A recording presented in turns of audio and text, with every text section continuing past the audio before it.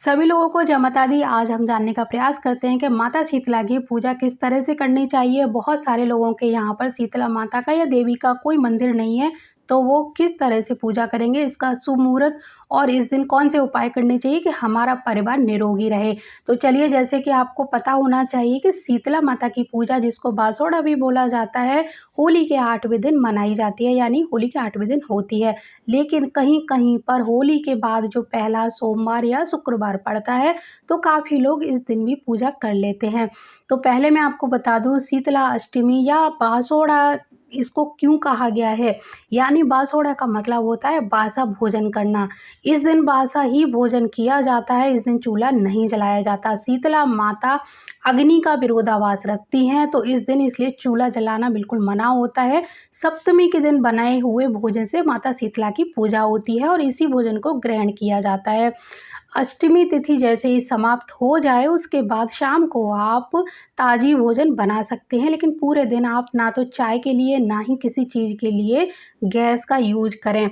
यकीन मानिए, अगर जो लोग शीतला माता के इस नियम को मानते हैं, तो शीतला माता की कृपा पूरी साल उनके परिवार पर बनी रहती है।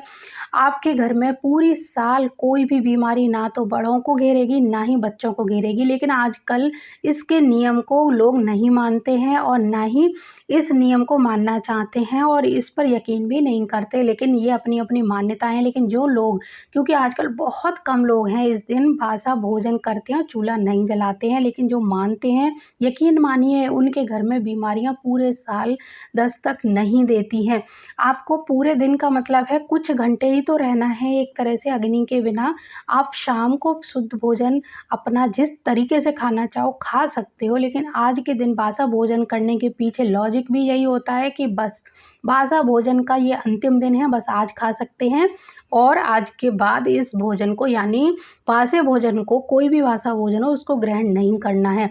इसलिए शीतला माता का जो संकेत होता है वो यही होता है कि बस आज के दिन ही मेरा आशीर्वाद है, इस भोजन में आपको नुकसान नहीं होगा, फ़ायदा होगा और आज के बाद बासी भोजन ग्रहण मत करना अगले 1 साल तक। तो इसीलिए सिर्फ़ इसी दिन बासा भोजन किया जाता है, क्योंकि इस दिन माता की पूजा भी बासे ही भोजन से की जाती है। सप्तमी की शाम को भोजन बनाया जाता है और अष्टमी को उसी से माता की पूजा करके और पूरे दिन ग्रहण करें। सप्तमी की शाम जैसे ही सप्तमी तिथि लगे, अपने घर का नॉर्मल जो भोजन बनाते हो उसको बनाने के बाद में आप शुद्धता से, पवित्रता से माता का भोजन बनाइए और अगले दिन जिस चीज़ को आप खाना चाहें अपनी पसंद से भी बना सकते हो। शीतला का अर्थ होता है ठंडा, यानी ठंडी चीज़ें माता को बहुत पसंद है, तो रबड़ी आप बना सकते हो, गन्ने के रस की खीर बना सकते हो। खीर है, पूड़ी है, पुए हैं, दाल है, भात है, चावल है, रोटी है। जो भी लोग खाना पसंद करें वो अपनी पसंद से और माता की पसंद का, दोनों का ध्यान रखकर खाना बनाएँगे। एक चीज़ और बता दूँ, बहुत सारे लोगों के यहाँ अलग-अलग पकवान बनते हैं, तो जैसी आपके यहाँ रिवाज हो आप उसी तरह का भोजन बना सकते हैं। पूजा की सामग्री में भी आपको ठंडी ही चीज़ें लेनी है, यानी माता की पूजा जितनी ठंडी चीज़ों से की जाती है उतनी ही वो बहुत खुश होती हैं। दूध हो गया, दही हो गई, लस्सी हो गई, छाछ हो गई, गन्ने का रस हो गया, तो ये चीज़ें हमेशा ध्यान रखें। माता की पूजा में रोली का प्रयोग बिल्कुल भी नहीं किया जाता, हल्दी से ही उनको तिलक किया जाता है। तो आप चाहें तो हल्दी की गांठ को पानी में पहले डुबो के रखें और फिर उसको घिसकर चंदन की तरह से माता का तिलक लगाएं। अब कई लोगों के यहाँ पे दिक्कत ये आती है कि उनके यहाँ पर कोई मंदिर नहीं है, तो वो कैसे पूजा करें। तो मैं आपको सबसे अच्छी विधि बताती हूँ कि बहुत सारी जगहों पर पथवारी पूजन का बहुत महत्व होता है। जो लोग जानते हैं पथवारी माता का पूजन, वो तो कर रहे होंगे, लेकिन जिनको नहीं पता मैं उनको बता देना चाहती हूँ। पथवारी मतलब एक पत्थर को, आपने देखा होगा मंदिरों में पेड़ों के नीचे कुछ रखा होता है, लोग उनकी पूजा कर रहे होते हैं, वही पथवारी देवी होती हैं। इनको भी रखने का एक विधि विधान होता है और इनकी भी एक टाइम होता है, मुहूर्त में इनकी स्थापना की जाती है। तो आप भी पथवारी पूजन कर सकते हैं और इसका अर्थ ये है कि जो पथवारी माता है, जो उनकी पूजा करता है, उनको कभी पद भ्रष्ट नहीं होने देती और हमेशा अपने भक्तों को हर संकट से बचा कर रखती है। तो आपको पथवारी पूजन अगर नहीं पता है और आपके घर के आसपास कोई पथवारी देवी भी नहीं है, तो आप क्या करोगे, आपको 2 ईंटें लेनी है, उनको अच्छे से धोना है, गंगा जल छिड़कना है और अपने घर के पास कोई वृक्ष हो, कोई पेड़ हो, नहीं तो गमले, कोई बड़ा सा गमला लीजिए, गमले में उन 2 ईंटों को पथवारी स्वरूप मानकर रख लीजिए। और उनके ऊपर गंगा जल छिड़क कर हल्दी से स्वास्तिक बनाइए और उनको ही माँ शीतला मानकर उनकी पूजा करिए। जो भी सामग्री आपने बनाई थी एक दिन पहले वो माता को अर्पित करिए। यहाँ पर देसी घी का आटे का दीपक इस्तेमाल करना चाहिए, लेकिन दीपक और धूप जलाना बिल्कुल भी नहीं चाहिए, यानी अग्नि का प्रयोग नहीं करना है। तो दीपक बनाइए लेकिन माता को ऐसे ही अर्पित करिए। अगर माता को कोई अग्नि की चीज़ें यानी अग्नि जलाकर दीपक हम जलाते हैं तो वो अच्छा नहीं माना जाता, इससे माता क्रोधित होती हैं। तो माता को अगर आप शीतल ठंडा रखना चाहते हैं, अपने परिवार पर कृपा दृष्टि चाहते हैं, तो माता को ठंडी ही चीज़ें अर्पित करिए। दूध से दही से उनको स्नान कराइए, गन्ने का रस अर्पित कर सकते हैं। आप चाहो तो थोड़ी थोड़ी चीज़ें उनको दे सकते हैं। आप उनको मेहंदी लगाइए, हल्दी का तिलक लगाइए, मौली है, एक बड़कुल्ले की माला है वो ज़रूर वहाँ पर अर्पित करनी चाहिए। पुष्प चढ़ाइए। आप माता को थोड़ी-सी मेहंदी ज़रूर लगाइए। भीगा हुआ बाजरा इस दिन बहुत यूज़ किया जाता है, तो भीगा हुआ बाजरा रखिए, कुछ धन रखा जाता है। तो इस तरह से आपके यहाँ जो सामग्री यूज़ होती हैं वो तो रखिए, लेकिन आपको बस अग्नि के प्रयोग से थोड़ा-सा सावधान रहना चाहिए। शीतला माता के एक हाथ में झाड़ू, एक में कलश, एक में वर मुद्रा और एक में अभय मुद्रा होती है। तो इन्हीं चारों हाथों से माता रानी हमारे सारे संकटों को दूर करती हैं। लक्ष्मी माता की तरह माता अपने धन का जो कलश है उससे हमारे घर के भंडारे भरती हैं। माता के हाथ में जो झाड़ू है वो दरिद्रता को दूर करती हुई हमारे घर में सुख समृद्धि लाती है। और वर मुद्रा और अभय मुद्रा माता हमारे परिवार को देकर, आशीर्वाद देकर हमारे परिवार को दीर्घायु बनाती हैं। तो शीतला माता और पथवारी माता का पूजन इस दिन विशेष महत्व रखता है।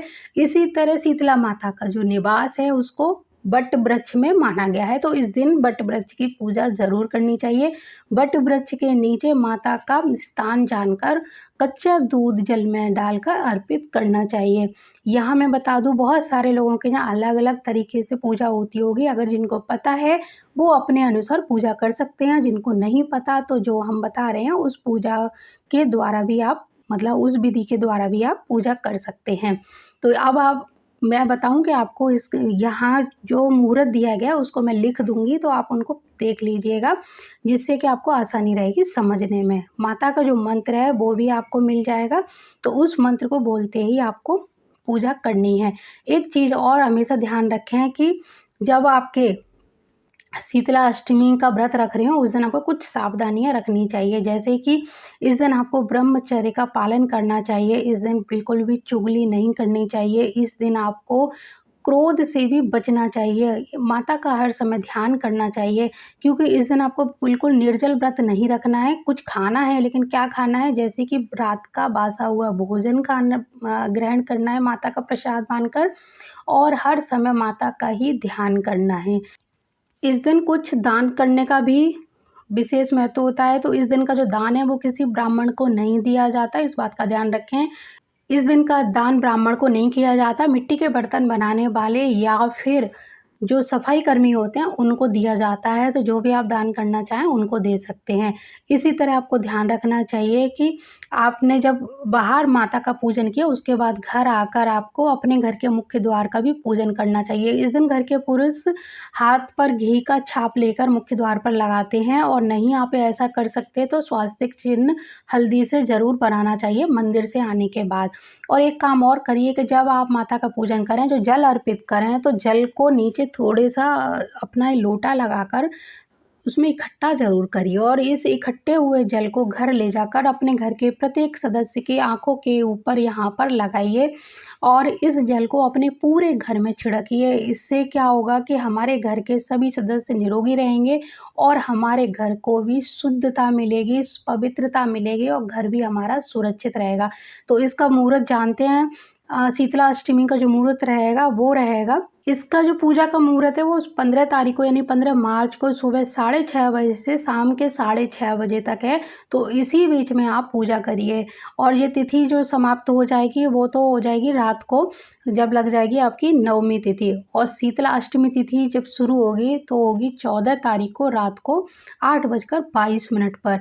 तो आपको 15 तारीख को ही शीतला अष्टमी का पूजन करना है, व्रत रखना है, और अब इनके जो नियम है उनको बिल्कुल मानना है। 8-10 घंटे घंटे इनका व्रत, यानी आपको पूजा करने के बाद में बिल्कुल अग्नि का प्रयोग नहीं करना है। अगर आप ऐसा करते हैं तो आपका पूरा परिवार बीमारियों से सुरक्षित रहता है। तो यहाँ मैंने आपको पूजा की विधि बता दी। इसकी कथा और आरती के बारे में आप चाहोगे तो मैं अगला वीडियो बना दूँगी, और नहीं तो आप अपना गूगल या फिर जो बहुत सारी किताबें मिलती हैं उनमें जो चीज़ें लिखी होती हैं तो उनका भी प्रयोग कर सकते हैं।